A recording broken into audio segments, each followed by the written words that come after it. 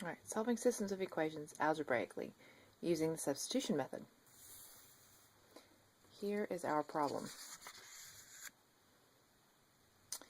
X plus 3y equals negative 3, and 4x plus 3y equals 6. So we have two equations, and we need to solve them simultaneously at the same time. They have the same variables, x and y. What you're looking for in the substitution method is to have one variable that has a 1 in front of it, a coefficient of 1. And we have that in the top equation. We have a 1x.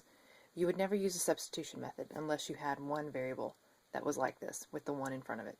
So we start with the top equation, and we are solving for x. We want to isolate that variable. So we get x by itself by moving the 3y. And we get x is negative 3 minus 3y. And this is going to be our x value now. It is no longer going to be x. It is going to be negative 3 minus 3y. Keep that in mind. In step 2, we are going to now use the second equation from step 1. Let's recall that. Here was our first equation, which we used to get x by itself and rename it negative 3 minus 3y. Now, in the second step, we're going to use the second equation. So in the second step, we use that second equation, and we are going to replace x with its new value, which is now negative 3 minus 3y. So here's our entire equation, 4 with its new value of x, plus our 3y is 6. So right here we have distributive property, which comes out to negative 12 minus 12y. Here's our 3y and our 6.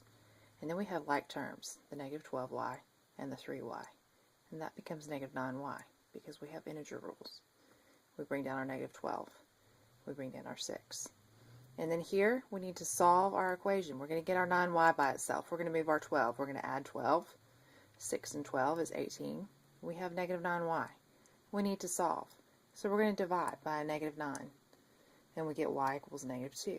We now have a y value. Here's our final step. Now we are going to go back to our first equation where we have x solved. And we're going to take that y value that we now know, and we're going to plug it into this problem. We are substituting again. This goes back to that substitution property that we learned in chapter 1, where we substitute a value that we have for its variable that we once knew. So x equals negative 3 minus 3y, which is negative 2. That comes out to a positive 6, plus the negative 3, so x is 3. So now we know x. We found y in our last step. And if we know x and we know y, we have a point. And remember, we had the two equations. We had two equations of lines, and we have a point. We learned in 3.1 that a system of equations is two or more lines or equations with the same variable.